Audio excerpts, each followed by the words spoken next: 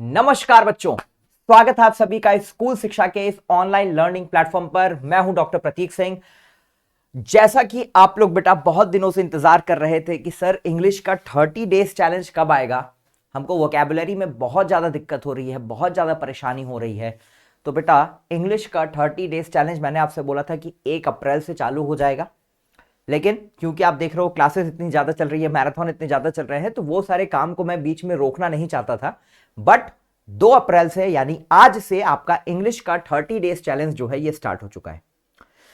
30 days challenge में आपको करना क्या है, चाहे आप क्लास 9th में हो चाहे आप क्लास 11th में हो, और इंग्लिश के वोकैबुलरी सेक्शन में आपको बहुत ज़्यादा दिक्कत हो रही है, यानी कि आपको सिनोनिम एंटोनिम्स में दिक्कत हो रही है, आपको वन वर्ड सब्स्टिट्यूशन में दिक्कत हो रहा है, आपको इडियम्स एंड प्रोवर्ब समझने में दिक्कत हो रहा है। मतलब जो वोकैब का सेक्शन होता है बेटा, वहां पे आप गलतियां कर रहे हो, क्योंकि ग्रामर का पोर्शन मैंने कई बार पढ़ा दिया। अब ये जो वोकैब का सेक्शन होता है आपको याद करना होता है, ग्रामर का पोर्शन आपको समझना होता है। आपने समझ लिया है, आपको पता है रूल्स क्या है, तो आप क्वेश्चन गलत नहीं करोगे। लेकिन यहां पर बेटा आपके याद रखने की जो कैपेसिटी है ना, वो चेक की जाती है। तो ये कैसे होगा, ये बेटा रोज लगातार थोड़ा थोड़ा पढ़ने से होगा। तो मेरे साथ आप भी चैलेंज लीजिए कि अगले 30 दिन जितनी चीजें मैं आपको यहां पर बताऊंगा, जितनी चीजें मैं आपको करवाऊंगा, वो सभी चीजें आप याद करोगे। एक दिन में मैं आपको 10 चीजें पढ़ाऊंगा, 10 वर्ड्स पढ़ाऊंगा। अब इसमें से कुछ आपके वन वर्ड सब्स्टिट्यूशंस होंगे, कुछ आपके सिनोनिम एंटोनिम्स होंगे, और कुछ आपसे ईडियम और प्रोवर्ब्स होंगे। तो अगले 30 दिन तक आपको रोज सुबह 30 वीडियोस मिलेंगी, ठीक है। तो 30 दिन तक, 30 डेज तक बच्चा आपको मिलेंगी 30 वीडियोस, जिसकी शुरुआत आज से अभी से हो रही है, ठीक है। कब मिलेगी बेटा? सुबह 7 बजे। आपको कैसे फॉलो करना है इस चैलेंज को? देखो, आपको पहले सबसे पहले वॉच द वीडियो, वीडियो को देखिए।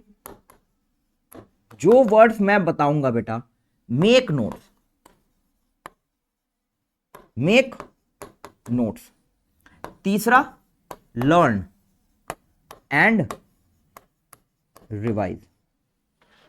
आपको ये 3 काम करने हैं। वीडियो को देखना है जो मैं पढ़ाऊंगा, आपको नोट्स बनाने हैं इसके, जो मैं आपको यहां पर दे रहा हूं, जिन वर्ड्स को दे रहा हूं। एक पतली कॉपी बना लो जिसमें 30 पेज हो, ठीक है। एक कोई पतली कॉपी, ठीक है, थिन नोटबुक उठा लो, थिन नोटबुक उठा लो, नई शुरुआत करो। थिन नोटबुक उठा लो बेटा, इसकी नई शुरुआत करो। हर एक दिन का नोट्स बनाओ, इसको लर्न करो, रिवाइज करो, बार बार पढ़ो, याद करो। और एक दिन में बेटा ये ठान लो कि मुझे ये 10 वर्ड्स याद होने चाहिए। 10 दिन के बाद मुझे 100 चीजें जो सर ने पढ़ाई हैं वो मुझे याद होना चाहिए। मेरा वोकैब तभी अच्छा होगा अगर अगले 30 दिन मैं लगातार मेहनत करूंगा। मैंने बैचेस में पढ़ा दिया, क्रैश कोर्स में पढ़ा दिया, अग्नि बैच में पढ़ा दिया, अभिमन्यु बैच में पढ़ा दिया, लेकिन आप उसको याद नहीं कर रहे हो। तो उसका बेटा एक ही तरीका है कि मैं आपको रोज रिवाइज कराऊं, रोज याद कराऊं। तो उसकी शुरुआत आज से हो रही है। अब मैं इसको बेटा पढ़ाऊंगा आपको। इसके बाद ये 3 काम करने के बाद आपको जो चौथा काम करना है बेटा, डिस्क्रिप्शन में लिंक है, इस वीडियो के डिस्क्रिप्शन में आपको लिंक मिलेगा। किसका? हमारे व्हाट्सएप चैनल का।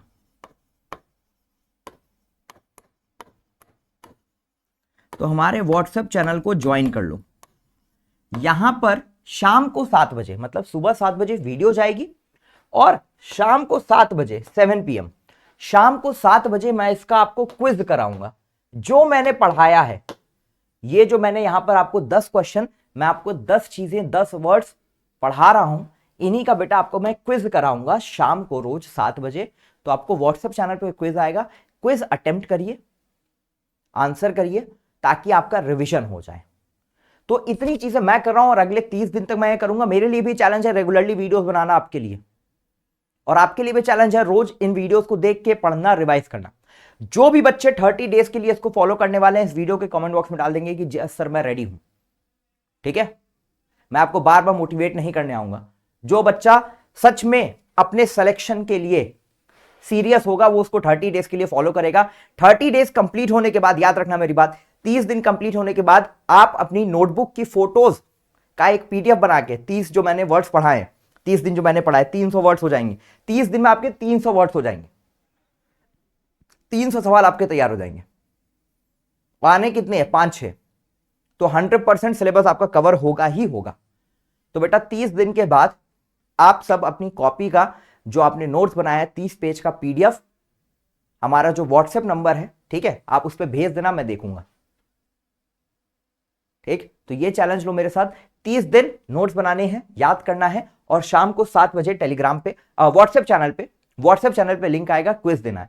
जितने बच्चे क्विज देंगे मुझे उससे पता चल जाएगा कितने बच्चे रेगुलरली क्विज दे रहे हैं, ठीक है, तो मुझे उससे भी आइडिया लग जाएगा कि बच्चे कर रहे हैं या नहीं कर रहे हैं, ठीक है, तो वो डाटा मेरे पास आ जाएगा कि कौन से बच्चे रेगुलरली कर रहे हैं। तो 30 दिन के बाद मैं बताऊंगा कि इन बच्चों ने रेगुलरली फॉलो किया है, 30 दिन तक इन बच्चों ने लगातार सारे क्विजेस दिए हैं, नोट्स बनाए हैं। तो चलो शुरू करते हैं बेटा आज के लिए। तो पहले देखो यहां पर मैं आपके लिए लेके आया हूं बेटा वन वर्ड सब्स्टिट्यूशंस।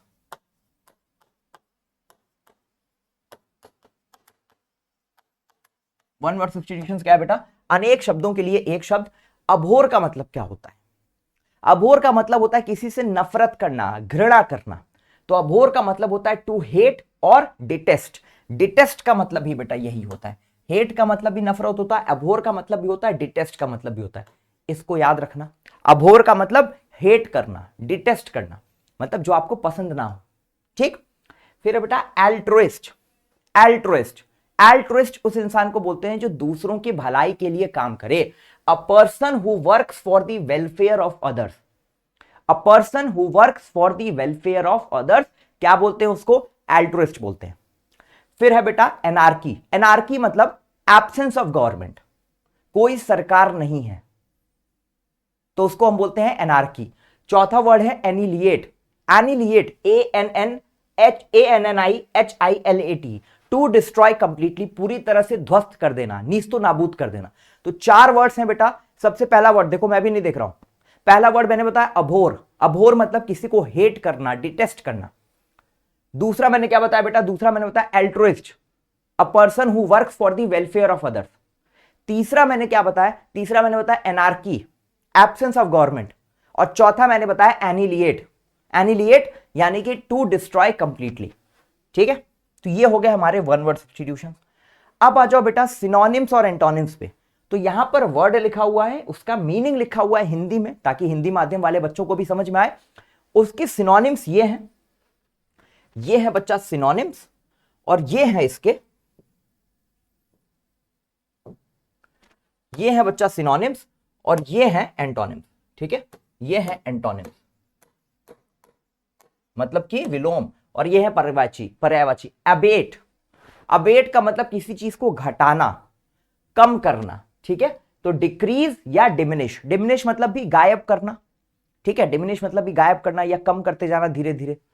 अब इसका उल्टा क्या हो जाएगा? इंक्रीज और इंटेंसिफाई।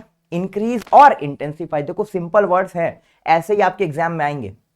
तो अबेट का मतलब क्या हो गया बेटा? घटाना। इसका सिनोनिम क्या हो जाएगा? Decrease, diminish. और इसका एंटोनिम क्या हो जाएगा? Increase, intensify. दूसरा वर्ड है एबडक्ट। एबडक्ट मतलब किसी को उठा लेना, अपहरण कर लेना।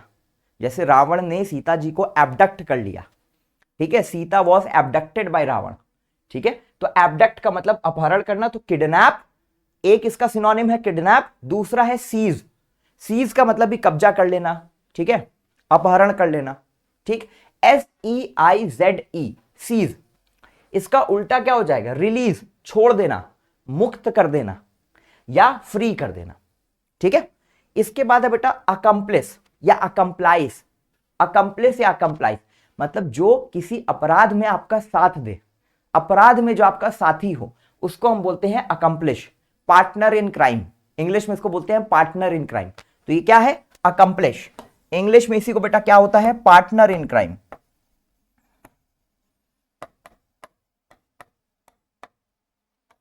तो इसका सिनोनिम हो जाएगा एसोसिएट। एसोसिएट मतलब भी साथ देने वाला। कोलैबोरेटर, कोलैबोरेटर मतलब भी साथ देने वाला। उल्टा क्या हो जाएगा? ओपोनेंट और एडवर्सरी। ओपोनेंट और एडवर्सरी अकम्प्लिश का एंटोनिम हो गया। तो 4 हमने वन वर्ड सब्स्टिट्यूशंस पढ़े। फिर हम लोग इतने सिनोनिम्स और एंटोनिम्स देखे। सबसे पहले क्या था? अबेट, फिर है एबडक्ट, फिर है अकम्प्लिश। पहले इसका आप अर्थ याद रखोगे और इसके सिनोनिम्स और एंटोनिम्स को याद रखोगे। एक दिन में ज्यादा नहीं, इतना ही रोज याद करोगे, आपका काम हो जाएगा।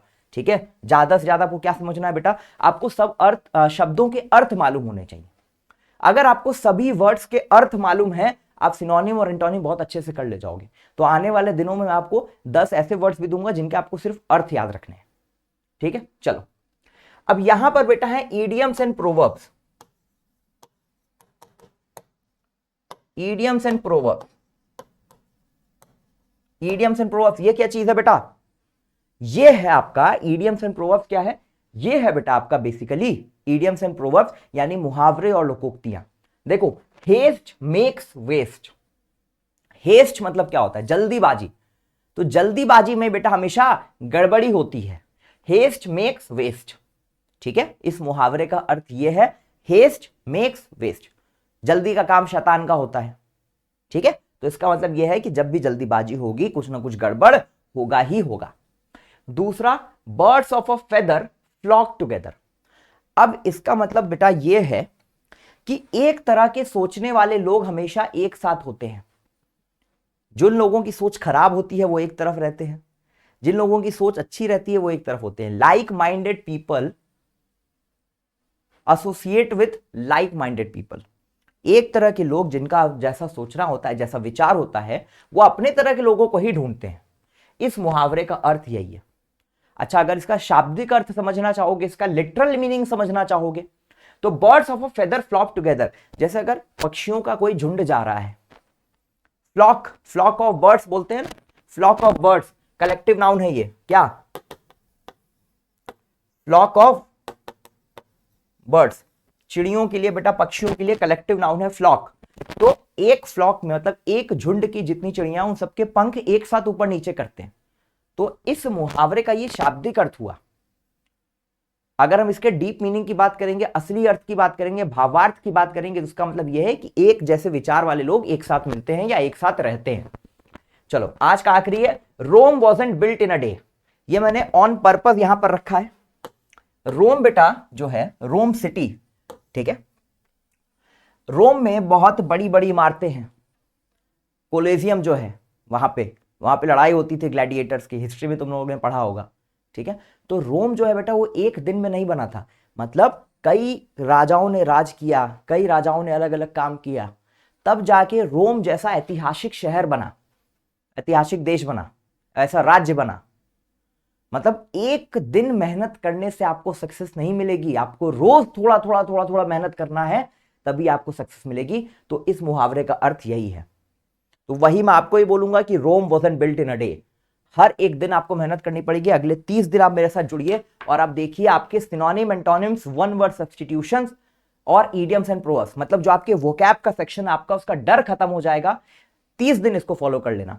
इन 10 वर्ड्स को पढ़िए, याद करिए, नोट्स बनाइए, व्हाट्सएप चैनल ज्वाइन करिए और शाम को 7 बजे इसका क्विज दीजिए। मैं आपको मिलूंगा डे 2 में। तब तक के लिए बच्चों पढ़ाई करते रहिए, चैनल को सब्सक्राइब करिए, चैनल को प्यार दीजिए। All the very best.